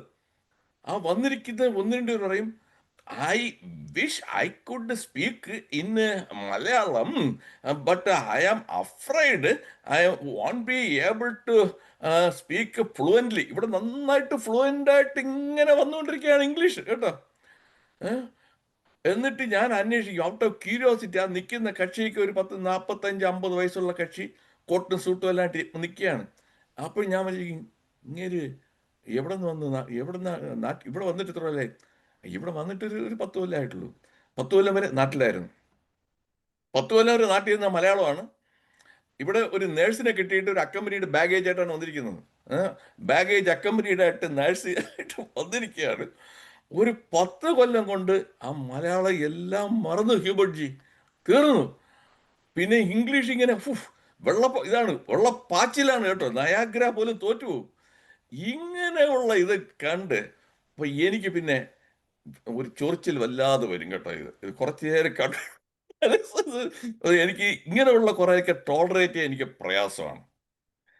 അപ്പൊ അതിനടുത്ത കൾച്ചറൽ പ്രോഗ്രാം വെച്ച് കഴിഞ്ഞാലോ, അത് മുഴുവനും കുറെ ഹിന്ദി ബോളിവുഡിലെ കുറെ പാട്ടും വെച്ച് പിള്ളേരെല്ലാം ഫാൻസി ഡ്രസ്സും വെച്ച് എല്ലാം കിടന്ന് ഇങ്ങോട്ട് ചാടി നിൽക്കും. ഒന്ന് കഴിഞ്ഞാൽ അടുത്ത പരിപാടിക്ക് ഒരു വ്യത്യാസം കാണുന്നില്ല, ഒരു വെറൈറ്റി ഇല്ല, നാടനായിട്ടുള്ള ഒന്നുമില്ല. നേരെ മറിച്ച് തമിഴിൻ്റെ അവിടെ പോയി കഴിഞ്ഞാൽ അവരവിടെ കുയിലാട്ടം, മയിലാട്ടം, ഒയിലാട്ടം, മറ്റേത് മറിച്ചത് ഇങ്ങനെയെല്ലാം മറ്റേ കളരിപ്പയറ്റിൻ്റെ അവരുടെ ആയിട്ടുള്ള ആ രീതിയിൽ ചിലമ്പാട്ടം എല്ലാം കാണിച്ചുകൊണ്ടിരിക്കും തെലുഗുവൊക്കെ. അപ്പം അവിടെയാണെന്ന് വെച്ചാൽ റേറ്റ് $10-20 ഉള്ളൂ. അവരവിടെ നിന്നൊക്കെ ഉണ്ടാക്കി വെച്ചുള്ള ഫുഡ് കാരണം ലാവിഷ് ഫുഡ്, ലാവിഷ് ഇതായിട്ട്. അപ്പം ഞാൻ ഇത് നഷ്ടക്കച്ചവടമാണ് കേട്ടോ. $30 കൊടുത്ത് ചെന്ന് ഈ പറഞ്ഞ അവിയലൊക്കെ, അണ്ണാ കുറച്ച് അവിയൽ കൂടെ തരാമോ, അണ്ണാ കുറച്ചുകൂടെ കിടാമോ എന്ന് പറഞ്ഞ് ഇങ്ങനെ ചോദിച്ചുകൊണ്ടിരിക്കുന്നത്. ആരുടെ ഈ പരിപാടിയും Mahabali is A great emperor. അതെ, ഇതെല്ലാം എനിക്ക് വേണ്ടാന്ന് വെച്ചു. അത് കാരണം ഞാൻ വിചാരിച്ചു ഇനി പോകണ്ട. അത് കാരണം ഞാനിപ്പോഴും അത് നിർത്തി വെച്ചു, അതിലോട്ട് പോകുന്നത് അത്രേ ഉള്ളൂ എനിക്ക് പറയാനുള്ളത്. കുറച്ച് കാര്യങ്ങൾ ഷെയർ ചെയ്ത്. Thank you. ഓക്കെ സാർ, വളരെ നന്നായിട്ടുണ്ട്. ഈ പറഞ്ഞ പറയാൻ മറന്ന പരിഭവങ്ങൾ എന്തായാലും സാർ ഇപ്പൊ പറഞ്ഞു.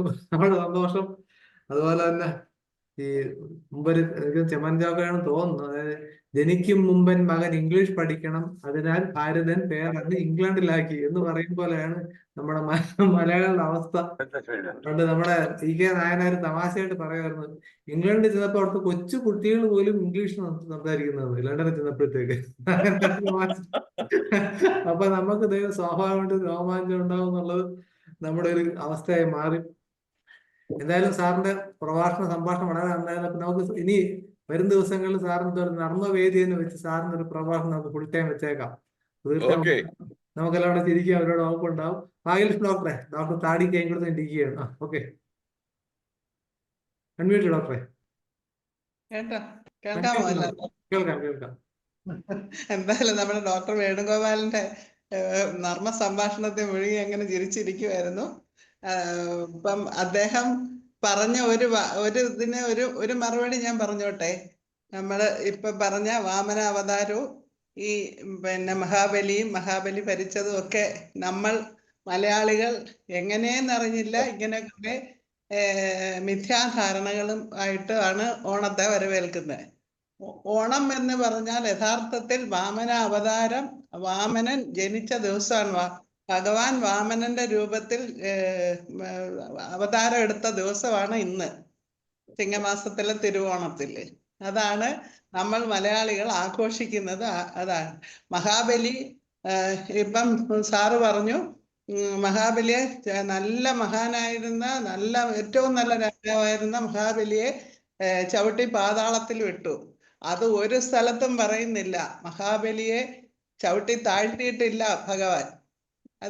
അത് നമ്മളത് പഠിച്ചാലേ അറിയൂ. നമ്മുടെ ഭാഗവതത്തിൽ വളരെ പച്ച മലയാളത്തിൽ എഴുതി വെച്ചിട്ടുണ്ട്, മഹാബലിയെ ചവിട്ടി താഴ്ത്തിയല്ല, ഭഗവാന്റെ ഏറ്റവും വലിയ ഭക്തനായിരുന്ന മഹാബലി അദ്ദേഹത്തിന്, അതായത് ഭക്തപ്രഹ്ലാദന്റെ കൊച്ചുമോനാണ് മഹാബലി. ഞാനിപ്പം അതിലേക്ക് കടക്കുന്നെങ്കിലും ഞാൻ പറയുകയാണ്, ഭക്തപ്രഹ്ലാദന്റെ കൊച്ചുമോനായ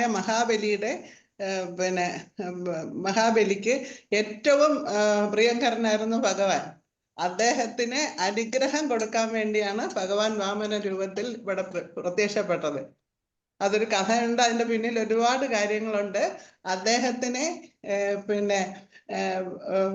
പാതാളത്തിലേക്കല്ല ചവിട്ടി താത്തിയത്, അദ്ദേഹത്തിനെ സുതലം എന്ന് പറയുന്ന ഒരു സ്വർഗം, അദ്ദേഹത്തിന് വേണ്ടി ഒരു സുതലത്തിൽ ആയ ഒരു സ്വർഗത്തിലേക്കാണ് അദ്ദേഹത്തിനെ വെച്ചിരിക്കുന്നത്. അവിടെ അടുത്ത മന്വന്തരത്തിൽ ഇന്ദ്രനായി വാഴിക്കാമെന്നുള്ള ഒരു ആശീർവാദവും കൊടുത്ത് അവിടെ നിൽക്കുകയാണ് ഭഗവാൻ. അദ്ദേഹത്തിന്റെ കാവൽക്കാരനായിട്ട് നിൽക്കുന്നു എന്നാണ് നമ്മുടെ പുസ്തകങ്ങളിൽ പറഞ്ഞിട്ടുള്ളത്. അത് വായിക്കാതെ ഇങ്ങനെയുള്ള കുറച്ച് ഇതൊക്കെ ആയിട്ടാണ് നമ്മൾ ഇതായിരുന്നത്. ഈ പറഞ്ഞ കാര്യം ശരിയാണ്. മഹാബലി നമ്മുടെ കേരളം അല്ല ഭരിച്ചിരുന്നത്, വേറൊരു അത് സ്ഥലത്തിന്റെ പേരൊക്കെ ഞാൻ പറഞ്ഞത്. അവിടെ ഭരിച്ചിരുന്ന മഹാരാജാവ് തന്നെയായിരുന്നു. അദ്ദേഹത്തിന്റെ ഏറ്റവും ഇഷ്ടം ഭഗവാന്റെ പാദസ്പർശം ശിരസിൽ കിട്ടിയ മഹാന്മാരിൽ ഒരാളാണ് മഹാബലി. പിന്നെ ഒരാൾക്ക് മാത്രമേ ആ ഒരു അനുഗ്രഹം കിട്ടിയിട്ടുള്ളൂ, അത് കാളിയൻ. അപ്പം ഈ രണ്ടു പേർക്ക് മാത്രമേ ഭഗവാന്റെ പാദസ്പർശം വെക്കാൻ യോഗം ഉണ്ടായിട്ടുള്ളൂ. അപ്പൊ അത്രയ്ക്ക് അവര് തമ്മിലുള്ള ഒരു ബൗണ്ടിങ് അത്ര ഇതായിരുന്നു. പക്ഷെ അതൊന്നും നമ്മൾ അറിയുന്നില്ല. നമ്മളെന്തോ ഒരു പഴയ ഐതിഹ്യം വെച്ച് ഭഗവാൻ പാതാളത്തിൽ ചവിട്ടി താത്തി. അത് ഈ അടുത്ത കാലത്ത് ഒരു കുട്ടി വന്നിരുന്ന് എന്നോട് പറഞ്ഞു കാര്യങ്ങൾ. I hate Mahabali. ഇപ്പൊ പറഞ്ഞ ഇതുപോലെ ഞാൻ പറഞ്ഞു എന്താ, അല്ല ഐ ഹേറ്റ് മഹാവിഷ്ണു. ഞാൻ ചോദിച്ചു എന്താ മോളെ ഇത് ഇങ്ങനല്ലേ, ഇത്രയും നല്ലൊരു രാജാവിനെ ചവിട്ടി താത്തിയല്ലോ. ചവിട്ടി താത്തിയിട്ടില്ല, അങ്ങനെ ഒരു പുസ്തകവും പറയുന്നില്ല. നമ്മളുടെ ആധികാരിക ഗ്രന്ഥമായ നമ്മൾ മലയാളത്തിൽ എഴുതിയിരിക്കുന്ന ഭാഗവതത്തിനകത്ത് ഇത് ഭയങ്കരമായിട്ട് പറഞ്ഞിട്ടുണ്ട്. പക്ഷെ അത് നമ്മളാരും അതിനെപ്പറ്റി അറിയുന്നില്ല. നമ്മൾ പണ്ട് പഠിച്ച് അതിൻ്റെ പുറകിൽ ഇങ്ങനെ അങ്ങ് പോണു. അതല്ല, ഇത് സാറിന് ഇത് അറിയണമെന്നുണ്ടെങ്കിൽ നമ്മുടെ ഭാഗവതം എടുത്ത് വായിച്ചാൽ മാത്രം മതി. അല്ല ഞാൻ ഒരിത് പറയാം. എനിക്ക് ഈ ഡീപ്പായിട്ട് ഇതിനകത്ത് പോയി കഴിഞ്ഞാല് എനിക്കിപ്പോ ആൾറെഡി തലയിൽ മുടി വളരെ കുറഞ്ഞു. എനിക്ക് ഉള്ള മുടിയും കൂടെ അങ്ങ് പോകും കേട്ടോ. അത് കാരണം കേട്ടോ ഇത് ഇത് ഈ പറയുന്നവർ ആരും മഹാബലി കണ്ടിട്ടുമില്ല. മഹാബലിയെ കണ്ടിട്ടില്ല ആരും തന്നെ. ഇവിടെ ആ കൂടി കാണാൻ പറ്റിയ ഒരേ ഇതുള്ളത് ബാഹുബലി എന്നുള്ള സിനിമ. അത് 2 ബലിയാണ് കേട്ടോ. ഇതെല്ലാം നടന്ന സംഭവങ്ങളാണെന്ന് പറയുന്നു. അത് നമുക്ക് അങ്ങനെ വിശ്വസിക്കാം. എക്സാക്ട്ലി. ഇതെല്ലാം അതാണ് ഈ നമുക്ക് റിലീജിയൻ എടുത്തു കഴിഞ്ഞാല് അതിൽ ഉള്ളത്. എൻ്റെ വേറെ ഫ്രണ്ട് കറക്റ്റ് പുള്ളി ഒരു എത്തീസ്റ്റ് ആണ്. പുള്ളി പറഞ്ഞത് ഇതെല്ലാം സൂപ്പർസ്റ്റിഷൻ അല്ലേ, വാട്ട് ഈസ് ദി എവിഡൻസ്, ഇത് എങ്ങനെ പൊരുത്തപ്പെടും? പലരും ചോദിച്ചു കഴിഞ്ഞാൽ നമ്മൾ ലോജിക് ഉപയോഗിച്ച് കഴിഞ്ഞാൽ ഒരു രക്ഷയില്ല. അതുകൊണ്ട് ഇതെല്ലാം നമ്മൾ ലോജിക് ബേസ്ഡ് ആയിട്ട് തിങ്ക് ചെയ്യാൻ തുടങ്ങിയാൽ ഒരു ഇല്ല. അതുകൊണ്ട് ഞാൻ അതിനെല്ലാം ഹ്യൂമറിൽ ഇപ്പൊ നോക്കാറുള്ളൂ. അത് കാരണം ഞാൻ ഇങ്ങനെ മഹാബലിയുടെ എനിക്കിപ്പം ഗ്രീറ്റിംഗ്സ് ഇപ്പൊ കഴിഞ്ഞ ഒരു 3 ദിവസമായിട്ട് വാട്സാപ്പിൽ കൂടെ ഒരു 10-50 പേരെങ്കിലും മഹാബലിയുടെ ഇത് അയച്ചു തന്നിട്ടുണ്ട്.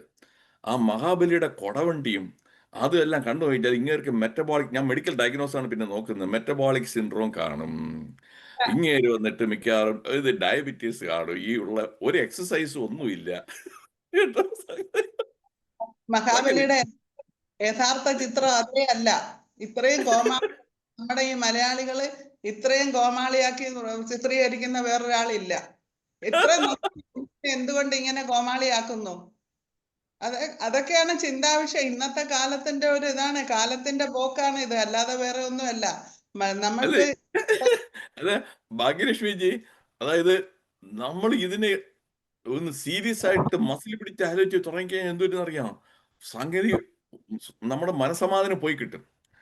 ഉള്ള മനസമാധാനം ഉറക്കവും എല്ലാം പോയി കിട്ടും. ഒരിക്കൽ ഞാനിവിടെ നാട്ടിലുണ്ടായിരുന്നപ്പോൾ 2009 മുതൽ 2015 ഉണ്ടായിരുന്നപ്പോൾ അവിടുത്തെ ബിവറേജസ് കോർപ്പറേഷന്റെ ഫ്രണ്ടിലും ഓണത്തിന്റെ അന്ന് ഒരാൾ മഹാബലി കൊടയും പിടിച്ചോണ്ട് ഇങ്ങനെ നിൽക്കും. കൊടയും പിടിച്ചിട്ട് ബിവറേജസ് അതെ അതെ സാർ, അതെ ഇത്രമാത്രം കോമാളിത്തരം ഉണ്ടാക്കിയ ഒരു കാര്യം. പക്ഷെ അത് നമ്മളിപ്പോ പറയാൻ വിട്ടുപോയി പറഞ്ഞോണ്ട്. എന്തായാലും അതെ വളരെ വ്യത്യസ്തമായ കാര്യങ്ങൾ പറയുന്നുണ്ടായി. ഗീതയിൽ പറയുന്നുണ്ട് ഗുരു, അതിന്റെ സ്വാതന്ത്ര്യം നമുക്കുണ്ട്, എങ്ങനെയാണോ ചിന്തിക്കാം, കുഴപ്പമില്ല. ഇപ്പൊ ഒരു യുക്തിവാദിയെ ഒരു നിമിഷം കൊണ്ട് ഒരു യോഗിയായ ഒരാൾ നിശബ്ദനാക്കി. അദ്ദേഹം യുക്തിവാദി ഒരു കാര്യം പറഞ്ഞു, ഞാൻ എന്തും കണ്ടതെ വിശ്വസിക്കുള്ളൂ. അപ്പൊ അദ്ദേഹം ചോദിച്ചു, അച്ഛനെന്ന് അമ്മയെന്ന് വിളിക്കാറുണ്ടോ? ഉണ്ട്. നിങ്ങൾ എന്ത് കണ്ടാണ് വിശ്വസിക്കുന്നത് ചോദിച്ചു. തീർന്നു. അപ്പൊ എപ്പോഴും നമുക്ക് ഈ പറഞ്ഞ പോലെ യുക്തിക്കും ഇതിന് അപ്പുറത്തേക്ക് ഒരുപാട് കാര്യങ്ങൾ. മാത്രമല്ല യോഗവാസിഷ്ടം വായിച്ചാൽ അറിയാം, ഞാൻ ഭൂഷണന്റെ മഹാകാർ പറയുന്നുണ്ട്, ഞാൻ 3 ത്രിപുര ദഹനം കണ്ടിട്ടുണ്ട്, പാലാഴ് മദനം എത്രയോ കണ്ടു കഴിഞ്ഞു, ഇനി വരുന്ന വിഷ്ണു ഇതിൽ രാമാവതാരം 15ാമത്തതാണ് എന്നാ പറയുന്നത്. രാമായണത്തിൽ ഉണ്ടോ? രാമായണങ്ങൾ പലതുണ്ട്, എവിടെയെങ്കിലും പ്രകൃതിയെ വേർപെട്ട് പുരുഷൻ സഞ്ചരിച്ചെന്ന് ചോദിക്കുന്നുണ്ട്. സീത ചോദിക്കുകയാണ്. അപ്പൊ അതിന് വേണം തുളസീദാസ് രാമായണമാണ്, കമ്പരാമായണം വേണേൽ പറയാം. എങ്ങനെ വേണം യഥേച്ഛസി തഥാഗുരു. നമുക്ക് പ്രദീപ് ഡോക്ടറിലേക്ക് പോവാം. നമ്മൾ അതിലേക്ക് പോയാൽ ഒരുപാട് ഡോക്ടർ പറഞ്ഞാൽ ഇതെല്ലാം പൊഴിഞ്ഞു പോകുമ്പോട്ട്. അതെ അതെ നമുക്ക് തൽക്കാലം മുടി സംരക്ഷിക്കാം. പ്രദീപ് ഡോക്ടറെ. അപ്പൊ ഞാന് അല്ല, എന്റെ ഓണം ഒന്നും പറഞ്ഞില്ല, സമയമില്ല. ഓക്കെ ഡോക്ടർ പറയണ്ടേ പറഞ്ഞോളൂ. ഡോക്ടർ ഭാഗ്യലക്ഷ്മി ഡോക്ടറെ. ഇല്ല ഇല്ല കുഴപ്പമില്ല. ഇതിപ്പോ ഇത് പറയാനല്ല ഞാൻ വന്നത്. അപ്പൊ ഡോക്ടർ വേണുഗോപാല് പറഞ്ഞത് കൊണ്ട് ഞാനങ്ങ് പോയതാ. ഞാൻ ആദ്യം പറഞ്ഞല്ലോ, ചിന്തിപ്പിക്കാനും ചിരിക്കാനും ചൊടിപ്പിക്കാനും. ചിലർ ചൊടിക്കും, അത് 3ഉം കൂടെ ചേർത്താണ് ഞാൻ കയറി അവതരിപ്പിച്ചത്. ഞാൻ പറഞ്ഞ, പക്ഷെ ഇതല്ല ഐതിഹ്യം, നമ്മളത് മനസ്സിലാക്കിയിട്ടില്ല എന്നുള്ള ഒരു കാര്യം മാത്രമേ ഞാൻ പറഞ്ഞുള്ളൂ. അതിനകത്ത് ഒരുപാട് കാര്യങ്ങളുണ്ട്. അപ്പൊ എന്റെ ഓണത്തിന്റെ ഒരുപാട് പറയാനുണ്ട്. അതുകൊണ്ട് ഇപ്പൊ സമയമില്ല, അതുകൊണ്ട് പോയിക്കോട്ടെ, കുഴപ്പമില്ല. ഇനിയൊരു വേണുഗോപാലിന്റെ ഉദ്ദേശം സാധിച്ചു. ചൊടിപ്പിക്കാൻ ചിന്തിപ്പിക്കാൻ ചൊടിപ്പിക്കാൻ അദ്ദേഹത്തിന്റെ ആ യുക്തിവാദം ഫലിച്ചു. മരുന്ന് ഫലിച്ചു. പ്രദീപ് ഡോക്ടറിലേക്ക് പോകാം. പ്രദീപ് ഡോക്ടറെ സംസാരിക്കാം. അതെ അതെ കേൾക്കാവോ മനോജ്? കേൾക്കാവോ? കേൾക്കാം. എത്രയും ബഹുമാനപ്പെട്ട പ്രിയ ഡോക്ടർമാരെ, സുഹൃത്തുക്കളെ, ഓണത്തിന്റെ തിരക്കിനിടയിലും ഇതിനുവേണ്ടി സമയം കണ്ടെത്തിയതിൽ നിങ്ങൾ എല്ലാവരെയും ഞാൻ അഭിനന്ദിക്കുകയാണ്. എന്നേക്കാൾ പ്രായമുള്ള അനുഭവജ്ഞാനമുള്ള എല്ലാവരുമാണ് ഇപ്പം സംസാരിച്ചത്. ഞാൻ 1969 ജനിച്ച ഒരാളാണ്. അപ്പൊ ഇതിൽ കുറച്ച് അനുഭവങ്ങളെ നമുക്കുള്ളൂ. എന്നിരുന്നാലും ഈ ഐതിഹ്യത്തിൽ സാറ് പറഞ്ഞ വേണുഗോപാൽ സാറ് പറഞ്ഞതുപോലെ കുറെ വൈരുദ്ധ്യങ്ങൾ ഉണ്ട്. ശരി തന്നെയാണ്. ഇതിങ്ങനെ ആൾക്കാർ പറഞ്ഞു വന്ന കഥകളാണ്. അത് ഇങ്ങനെ അത് കുറച്ച് വിശ്വാസയോഗ്യമായ ചില കാര്യങ്ങളുണ്ട്. എന്നിരുന്നാലും ഒരു കാർഷിക ആഘോഷം എന്ന രീതിയിൽ ആണ് നമ്മളിതിനെ പ്രധാനമായിട്ടും എല്ലാ കൾച്ചറിന്റെയും mother of all culture is agriculture. കാർഷിക വൃത്തിയുമായി ബന്ധപ്പെട്ടാണ് നമ്മുടെ ഓണവും പണ്ട് കാലങ്ങളിൽ നടത്തിപ്പോന്നിരുന്നത്.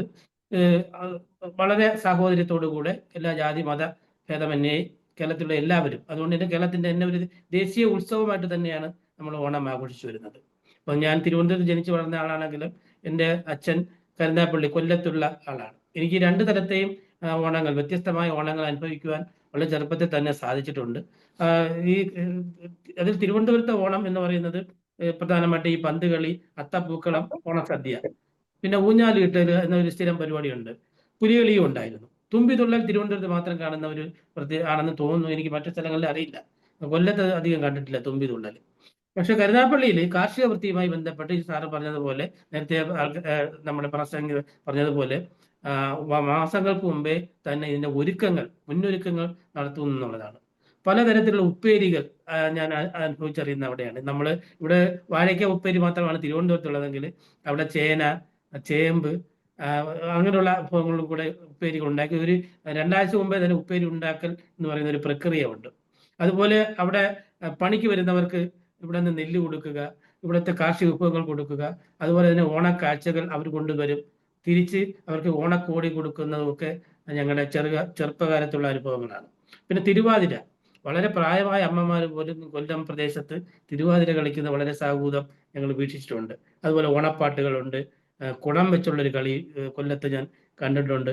അതുപോലെ ഈ കൊയ്ത്തുമായി ബന്ധപ്പെട്ട് ധാരാളം വിഭവങ്ങൾ ഉണ്ടാക്കുക, അവല് ഉണ്ടാക്കുക, പിന്നെ വെള്ളം കൊണ്ടുണ്ടാകുന്ന വിഭവങ്ങൾ, ഇതൊക്കെ കൊല്ലത്തിന്റെ ഒരു പ്രത്യേകതയാണ്. അപ്പൊ അതുപോലെ തന്നെ ഓണസദ്യ, തിരുവനന്തപുരത്ത് ഞങ്ങൾ ഓണസദ്യക്ക് ചാല കമ്പോളമാണ് പ്രധാനമായിട്ട് ആശ്രയിക്കുന്നത്. പക്ഷെ കൊല്ലത്ത് അങ്ങനെയല്ല. കൊല്ലത്ത് പല വിഭവങ്ങളും വീട്ടിൽ തന്നെ ഉണ്ടാക്കുന്ന പച്ചക്കറികൾ കൊണ്ടാണ് ഉണ്ടാക്കുന്നത്. അവിടുത്തെ പലതരത്തിലുള്ള അരി, ഇപ്പം അരി തന്നെ അവര് പ്രത്യേക ഒരു തരം അരി പലഹാരം ഉണ്ടാക്കാനായിട്ട് ഒരു പുന്നല്ലരി അവർ കൊയ്തെടുക്കുന്നത് കണ്ടിട്ടുണ്ട്. അതുപോലെ തന്നെ ചമ്പാവിൻ്റെ തന്നെ പല വെറൈറ്റിയിലുള്ള അരികൾ പാടത്ത് വിളയിപ്പിച്ചിട്ട് അവർ ശേഖരിക്കുന്നത് കണ്ടിട്ടുണ്ട്. തിരുവനന്തപുരത്താണെങ്കിൽ ഞങ്ങൾ എല്ലാവരും ഒന്നുകിൽ കാട്ടാക്കട, ആ ഭാഗത്ത്, കാട്ടാക്കട അല്ല, ബാലരാമൻ ചന്തയിൽ പോകും. അല്ലാന്നുണ്ടെങ്കിൽ ചാല കമ്പോളം, അതാണ് ഞങ്ങളുടെ പ്രധാനമായിട്ടുള്ള ഇത് സാധനങ്ങൾ വാങ്ങിക്കുന്നുള്ള ഒരു സ്ഥലം. രണ്ടിടത്ത് കണ്ടത് ഈ വസ്ത്രങ്ങൾ, പുതുവസ്ത്രങ്ങൾ, ഓണത്തിന് വസ്ത്രം കിട്ടുക എന്നുള്ളത് വളരെ വളരെ നല്ലൊരു അനുഭവമാണ്. കുട്ടികൾക്ക് വളരെ സന്തോഷമുള്ള കാര്യമാണ്. ഈ മഞ്ഞക്കോടി എന്ന് പറയുന്ന ഒരു സാധനമുണ്ട്, അത് ധരിച്ചു പോവുക കുട്ടികളുടെ ഒരു ആഘോഷമായിരുന്നു ആ കാലത്ത്. പിന്നീടാണ് 1984-83 കാലഘട്ടത്തിലാണ് സർക്കാർ ഇത് ഏറ്റെടുത്ത് ഓണാഘോഷ പരിപാടികൾ സർക്കാർ ഏറ്റെടുത്തുകൊണ്ട് കന്നേക്കുന്നിലും സെക്രട്ടേറിയറ്റിലും ഒക്കെ വൻ പരിപാടി, ദീപാലങ്കാരത്തോടു കൂടിയുള്ള പരിപാടി. ഇന്നലെയും നമ്മുടെ ഓണാഘോഷം മുഖ്യമന്ത്രി ഉദ്ഘാടനം ചെയ്തു. അതുപോലെ ധാരാളം പരിപാടികൾ ആഘോഷിക്കുന്നുണ്ട്. തിരുവനന്തപുരത്തുള്ള ഒരു ഉത്സവം തന്നെയാണ് ഈ ഓണക്കാലം എന്ന് പറയുന്നത്. പിന്നെ ഈ സ്ഥാപനങ്ങളിലെ ഓണം വളരെ റീസെന്റ് ആയിട്ടാണ് തുടങ്ങിയ ഒരു പരിപാടിയാണ്. സ്ഥാപനങ്ങളിൽ ഓണ സദ്യ ഉണ്ടാക്കുക, ഓണക്കളികളിൽ ഏർപ്പെടുക എന്നുള്ളത്. പിന്നെ റെസിഡൻസ് അസോസിയേഷന്റെ ഓണങ്ങൾ തിരുവനന്തപുരത്ത് ഇഷ്ടം പോലെ ഉണ്ട്. പലതരം സംഘടനകൾ, അത് ജാതി സംഘടനകളുണ്ട്, പൊളിറ്റിക്കൽ സംഘടനകളുണ്ട്, അല്ലാത്ത കൂട്ടായ്മകളുണ്ട്, NGOs ഓണാഘോഷങ്ങൾ ഇതുണ്ട്. ഇതിലൊക്കെ ഒരു പ്രത്യേകത, അഗതി മന്ദിരങ്ങളിലൊക്കെ നമ്മൾ നടത്തുന്ന ചില അവർക്ക് ഇതാണ് പ്രധാനമായിട്ട് ഒരു ആഘോഷം എന്ന് പറയുന്നത്. ഒരു ഗെറ്റ് ടുഗദർ പോലെ നടത്തുന്ന അഗതി മന്ദിരങ്ങളിലെ ഓണാഘോഷം, അതിൽ പങ്കെടുക്കുന്നതിലാണ് നമുക്കൊരു ആത്മസംതൃപ്തി കിട്ടുന്നത് അവിടെയാണ്. പിന്നെ പലതും ഈ ഓണാഘോഷങ്ങൾ കുടുംബ സംഗമങ്ങളായിട്ട് മാറാറുണ്ട്. കുടുംബാംഗങ്ങൾ ഒന്നിച്ച് കാണുന്നതിനും ഒന്നിച്ച് ആഹാരം കഴിക്കുന്നതിനും കാര്യങ്ങൾ സംസാരിക്കുന്നതിനും ഒരു വേദിയായിട്ട് കുടുംബ സംഗമങ്ങൾ ആയിട്ട് ഓണാഘോഷം മാറുന്നത് നല്ലൊരു പുതിയൊരു കാഴ്ചയാണ്. എന്തായാലും ആഘോഷങ്ങൾ നമ്മളെല്ലാവരും സന്മനസ്സ, എല്ലാവരും സന്തോഷിക്കുന്ന വേളകളായതുകൊണ്ട് ഏത് രീതിയിലായാലും ആഘോഷിക്കുക എന്നുള്ളത് തന്നെയാണ്. ആഘോഷത്തിനുള്ള ഒരു വേദികളും നമ്മൾ ഒഴിവാക്കരുത്. അത് ഓണമാകട്ടെ, ക്രിസ്മസ് ആകട്ടെ, ബക്രീദ് ആകട്ടെ, ഏത് കൂട്ടായ്മയിലും നമ്മുടെ സന്തോഷം പങ്കുവയ്ക്കുക എന്നുള്ളത് തന്നെയാണ്. തീർച്ചയായിട്ടും life is nothing but A celebration of events എന്നാണ്. എല്ലാ ഈ സംഗതികളും ഞങ്ങൾ ആഘോഷിക്കുക, എല്ലാ ഈവൻസും ആഘോഷിക്കുക. നമ്മുടെ ചെറിയ ജീവിതത്തിനുള്ളിൽ ഇതെല്ലാം ആഘോഷിച്ച് തന്നെ നമ്മൾ പോകണം എന്ന് മാത്രം പറഞ്ഞുകൊണ്ട് എല്ലാവർക്കും സമൃദ്ധമായൊരു ഓണം ആശംസിച്ചുകൊണ്ട് നിർത്തുന്നു. നന്ദി, നമസ്കാരം. Thank you. വളരെ നന്നായിട്ട് കാര്യങ്ങൾ പറയാം, അനുഭവങ്ങളിലൂടെ കടന്നുപോയി. പ്രദീപ് ഡോക്ടർ തിരുവനന്തപുരം ജില്ലാ മെഡിക്കൽ ഓഫീസറായിട്ട് റിട്ടയർ ചെയ്ത ഡോക്ടറാണ്. ധാരാളം വേദികൾ സംസാരിച്ചിട്ടുണ്ട്. വളരെ സരസമായും പല രീതിയിൽ സംസാരിക്കാനുള്ള കഴിവുള്ള വ്യക്തി കൂടിയാണ്. വളരെ നന്ദി ഡോക്ടർ പ്രദീപ്. അടുത്ത രമാദേവ് ഡോക്ടറെ അൺമ്യൂട്ട് ചെയ്യാം ഡോക്ടറെ. ആ ഓക്കെ ഡോക്ടർ. ജേക്കബ് മാത്യുവിനെയും യേശുവിനെ സേട്ടിനെ കണ്ടുകൊണ്ടാണ് ഞാൻ വേണുഗോപാലിനെയൊക്കെ കണ്ടുകൊണ്ടാണ് ഞാൻ ഹാൻഡ് റൈസ് ചെയ്തത്. അവരെല്ലാവരും ഈ ഓണാഘോഷത്തിന് സമയത്ത് ഇവരെല്ലാം കാണാൻ പറ്റാന്ന് പറഞ്ഞ ഒരു നൊസ്റ്റാൾജിക് ഫീലിംഗ് നമുക്കൊക്കെ തോന്നുന്നു അല്ലേ? നമ്മുടെ പിള്ളേരല്ലേ ഈ ജേക്കബ് മാത്യു ഒക്കെ ഞങ്ങളുടെ എന്താ പറയണേ, ഞങ്ങളുടെ പിള്ളേരാണ്.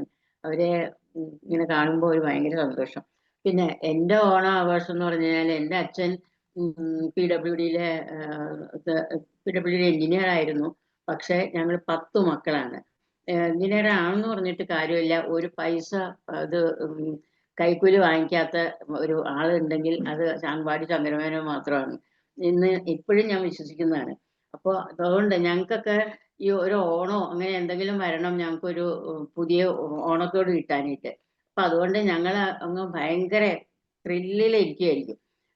അത് അമ്പാടി എന്ന് പറഞ്ഞൊരു വലിയ ഫാമിലിയാണ്. അത് എല്ലാ വീട്ടിലും ഇപ്പൊ എൻ്റെ അച്ഛന് ഞങ്ങൾ 10 മക്കള്, അതുപോലെ ഓരോ വീട്ടിലും ഉണ്ടാവും 8ഉം 10ഉം മക്കള്. പക്ഷെ ഞങ്ങൾക്കൊക്കെ ഈ നമ്മുടെ നിലം പാട്ടത്തിൽ കൊടുക്കുന്നവര് അതിന്റെ കുറെ കാഴ്ചകളൊക്കെ കൊണ്ടുവരും. പിന്നെ ഈ പായം പൊട്ടയൊക്കെ നെയ്യണവര് പൂക്കൂട കൊണ്ടുവരും. ആ പൂക്കൂട കിട്ടിക്കഴിഞ്ഞാൽ പിന്നെ ഞങ്ങൾക്ക് തലേ ദിവസം അത്തത്തിന്റെ തലേ ദിവസം മുതൽ ഞങ്ങൾക്ക് ഉറക്കമില്ല, എവിടെയൊക്കെ പോയി ഏതൊക്കെ പൂവ എടുക്കണ്ടേ എന്നെല്ലാം പോലെ. പിന്നെ അവിടെ ഒരു കോമ്പറ്റീഷനാ. ഇതെല്ലാം കഴിഞ്ഞിട്ട് നമ്മൾ ആ ഊണ് കഴിക്കാനിരിക്കുന്നത് ചിലപ്പോൾ നമ്മുടെ സ്വന്തം വീട്ടിലായിരിക്കില്ല നമ്മൾ ഊണ് കഴിക്കുന്നത്, ഏതെങ്കിലും വീട്ടിലായിരിക്കും. അതുകൊണ്ട് എല്ലാ വീട്ടിലും എപ്പോഴും ഒരു 10 പേർക്കുള്ള കൂടുതൽ സദ്യ ഉണ്ടാക്കിയേ ഒക്കുള്ളൂ. കാരണം ഈ പറയും പടകളെല്ലാം കൂടി എവിടെയാണോ വരാൻ പോണതെന്ന് പറയാം. അവിടെ എവിടെ ഇരുന്നാ കളിക്കുന്നത് വെച്ചാൽ ആ വീട്ടിലാണ് ചോറ് വിളമ്പ് കൊണ്ട് ചെല്ലുന്നത്. അപ്പൊ അതുകൊണ്ട് അങ്ങനെ ആണ് എൻ്റെ ഓണം. പിന്നെ ഈ ഓണത്തിന്റെ പിന്നെ ഇനി എനിക്ക് പറയാവുന്ന എനിക്കൊരു അമളി പറയാം. ഈ ഓണത്തിന് ഞങ്ങക്ക് ഞാൻ പറഞ്ഞില്ലേ 10 മക്കളാണ്. എല്ലാ ദിവസവും ഒന്നും ഞങ്ങക്ക് ഒരു പപ്പടമൊന്നും ചിലപ്പോൾ കിട്ടൂല. പകുതി പപ്പടമൊക്കെ കിട്ടുള്ളൂ. അപ്പൊ ഓണത്തിന് പക്ഷെ എല്ലാവർക്കും ഈ 2 പപ്പടം കിട്ടും. അതുകൊണ്ട് ഒരു ദിവസം എനിക്ക് തന്ന പപ്പടം ഒന്ന് പൊട്ടിപ്പോയി. അത് ഇത്തിരി പൊട്ടിയ പപ്പടമാണ് എനിക്ക് വിളമ്പിയത്. അപ്പൊ ഞാൻ പറഞ്ഞു എനിക്കിത് പൊട്ടിയ പപ്പടം, എനിക്ക് പൊട്ടാത്ത പപ്പടം വേണമെന്നും പറഞ്ഞിട്ട് ഞാൻ വാശി പിടിച്ചപ്പോ അമ്മ പറഞ്ഞു ഇലയുടെ മുമ്പിൽ ഇരുന്ന് വാശി പിടിക്കല്ലേ, വേഗം കഴിച്ചിട്ട് പോകുമെന്ന് പറഞ്ഞിട്ട് അത് ഇലയിൽ വിളമ്പിപ്പോയി. അപ്പൊ അതുകൊണ്ട് തിരിച്ചത് എടുക്കൂല. അപ്പൊ ഞാൻ പിന്നെയും ഇല്ലെങ്കിൽ ഞാൻ ഊണ് കഴിക്കലെന്ന് വേണ്ടി ഇരുന്നപ്പോ എൻ്റെ അച്ഛൻ അവിടെ നിന്നുകൊണ്ട് അത് കണ്ടോണ്ട് വന്നു. അപ്പൊ അച്ഛൻ പറഞ്ഞു ഒരു കാര്യം ചെയ്യാം, അവൾക്ക് ആ പപ്പടം എടുത്തു കൊടുക്കും, ബായി അമ്മ ഒരു പപ്പടം എടുത്തു കൊടുക്കും അവൾക്ക് എന്ന് പറഞ്ഞു. അപ്പൊ എനിക്ക് വലിയ സന്തോഷമായി. കണ്ടോ, എനിക്കൊരു ഭയങ്കര ഞാൻ പറഞ്ഞ കാര്യം സാധിച്ചല്ലോ എന്നുള്ള മട്ടിൽ ഞാൻ ഗമയിലിരിക്കാം. അത് കഴിഞ്ഞിട്ട് ഞാൻ ഇപ്പൊ അച്ഛൻ അവിടെ നിൽക്കുന്നുണ്ട്. ഞാൻ വേഗം ഊണ് കഴിക്കാൻ ഇങ്ങനെ ഇരുന്നപ്പോ എൻ്റെ അടുത്ത് പറയാണ്, കുട്ടി പക്ഷെ ഒരു കാര്യമുണ്ട്, പപ്പടം പൊട്ടിക്കാതെ തിന്നോളണമെന്ന്. അപ്പൊ എല്ലാവരും ഭയങ്കര ചിരി. ഞാൻ അവസാനം ഞാൻ പറഞ്ഞു എനിക്ക് കുഴപ്പമില്ല, എനിക്ക് പൊട്ടിയ പപ്പടം മതി എന്ന് പറഞ്ഞു. അതിനുശേഷം എന്നെ എല്ലാവരും പപ്പടം എന്ന് കുറെ നാളത്തേക്ക്, അതും അമ്പാടിയിലെ പിള്ളേരെന്ന് പറഞ്ഞാൽ ഒരു 100 ഉണ്ട്. എവിടെ ചെന്നാലും പപ്പടം. എന്നിട്ട് പറയും ചേട്ടത്തിയമ്മേ ഇന്ന് പപ്പടം ചെറിയ പപ്പടമായിരുന്നു അല്ലേ നമ്മുടെ കല്യാണത്തിനെന്നൊക്കെ ചോദിക്കുമ്പോൾ ഞാൻ പറയും ഇല്ല ഇത് എന്നെ കളിയാക്കണയാന്ന് പറയുമായിരുന്നു. അതാണ് എനിക്ക് ഓണത്തിനെ സംബന്ധിച്ചോളം എനിക്ക് പറയാനുള്ള ഏറ്റവും വലിയ ഒരു ഇത്. പിന്നെ എന്തായാലും ഇപ്പോഴും പിന്നെ ഈ പറഞ്ഞ പോലെ ഇവര് പറഞ്ഞ പോലെ പണ്ട് ഉപ്പേരി പലതരത്തിലുള്ള ഉപ്പേരിയൊക്കെ ഉണ്ടാക്കും. ഞങ്ങൾക്കൊക്കെ ഇങ്ങനെ ഇഷ്ടംപോലെ തിന്നാൻ കിട്ടുന്ന ഒരു സമയം ഈ ഓണം സമയത്താണ്. അല്ലെങ്കിൽ എല്ലാം ലിമിറ്റഡ് ആണ്. വിളമ്പിത്തരും, അവനവന്റെ ആവശ്യത്തിന് അത് വിളമ്പിത്തരും. ഇതാവുമ്പോ ലാവിഷായിട്ട് കിട്ടും. അതേ സമയത്ത് ഇപ്പോഴത്തെ ഓണം എന്ന് വെച്ചാല് എല്ലാം വാങ്ങിക്കുകയാണ്. അത് പിന്നെ നമ്മൾ ഒരു 4-5 ദിവസം മുമ്പ് തുടങ്ങും പുളിയിഞ്ചി ഉണ്ടാക്കാനും നാരങ്ങാക്കറി ഉണ്ടാക്കാനും എല്ലാം ഓരോ കറികൾ ഉണ്ടാക്കാൻ. നേരെ മറിച്ച് ഇന്നിപ്പോ ഞാനിവിടെ ഒരു 8-10 പേരുണ്ടായിരുന്നു. അടുത്ത വീട്ടിലെ ഒരു കുട്ടിയും അവന്റെ മക്കളെയൊക്കെ ഞാൻ ഇന്ന് ഊണ് കഴിക്കാൻ വിളിച്ചു. അതിന്റെ ഹസ്ബൻഡ് മരിച്ചിട്ട് 1 കൊല്ലം ആയിട്ടില്ല. അപ്പൊ ഞാൻ ആ കുട്ടിയെ ഇവിടെ വിളിച്ചു. പക്ഷെ ഞാൻ വിളിച്ചതെന്ന് വെച്ചാൽ ഒരു 8-10 പേർക്കുള്ള ഊണ് ഞാൻ ഓർഡർ ചെയ്യായിരുന്നു കാറ്ററിംഗിൽ. സത്യം പറഞ്ഞാൽ എനിക്കത് അവർക്ക് വെളുപ്പിൽ കൊടുത്തെങ്കിലും എനിക്ക് ഒരു സാറ്റിസ്ഫാക്ഷൻ ഉണ്ടായിരുന്നില്ല. കാരണം എൻ്റെ സെർവൻറ്റ് വരില്ല എന്ന് പറഞ്ഞിരുന്നു. അപ്പൊ എനിക്കത് ചെയ്യാനുള്ള ബുദ്ധിമുട്ടുമുണ്ട് അതുകൊണ്ട്. അപ്പോൾ അതിന്റെ ഒരു എന്താ പറയുക, ആ ഒരു സന്തോഷം ഈ വാങ്ങിച്ചു കൊടുത്തൊന്നും എല്ലാം എല്ലാം ടേസ്റ്റി ആയിരുന്നു. പക്ഷെ ആ സന്തോഷം എനിക്കൊന്നും ഉണ്ടായിരുന്നില്ല. ഇത്രയേ ഉള്ളൂ എനിക്ക് ഓണത്തിനെ പറ്റി പറയാനായിട്ട്. അതുകൊണ്ട് നിങ്ങളെ എന്നെ പപ്പടം വിളിക്കരുത് കേട്ടോ. ആത്മതൃപ്തസ്ഥ മാനവാന്നുള്ളത് ഉള്ളവർ തൃപ്തി വിടുക എന്നുള്ള നിവർത്തികൾ മാത്രമല്ല, നാട് ഓടുമ്പോൾ നടുവേ ഓടണം. ഇപ്പൊ എല്ലാവർക്കും അങ്ങനെ, നമുക്ക് അങ്ങനെ തന്നെ ചിന്താവാ. ഹ്യൂബർ ഡോക്ടറെ എന്താണ്?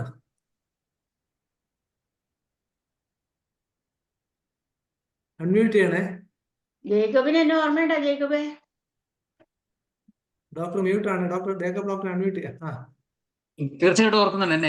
എന്റെ സബ് എഡിറ്റർ ആയിരുന്നു ഡോക്ടർ, ഓർക്കുന്നുണ്ടോ? ആ അതാണ് PSDC-ന്റെ അതന്നെ.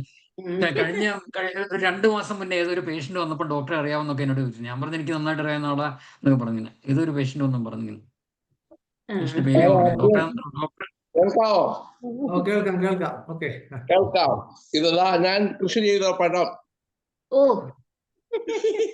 ഇന്ന് ഓണത്തിന് വേണ്ടി ഞാൻ പഴുക്കാൻ വെച്ചിരുന്ന മെനിഞ്ഞാന്ന് വെട്ടി ഉറയിട്ട പഴം. ഇന്ന് വീട്ടിൽ കൃഷി ചെയ്യാനും വീട്ടില് ഫുഡൊക്കെ ഉണ്ടാക്കി മോന് ചെറുമക്കള് എല്ലാവർക്കും ആഹാരമൊക്കെ കൊടുത്തു. കുറെ പേര് വെളിയിൽ നിന്ന് വന്നു, അവർക്കും എല്ലാം പായസം ഉണ്ടാക്കി, എല്ലാം ഫുഡും ഒക്കെ ഉണ്ടാക്കി, സദ്യയൊക്കെ കൊടുത്തു. എല്ലാം കഴിഞ്ഞ് ക്ഷീണിച്ച് അവശനായി ഒരു 5 മണിയായപ്പോ ഞാൻ കിടന്നതാ.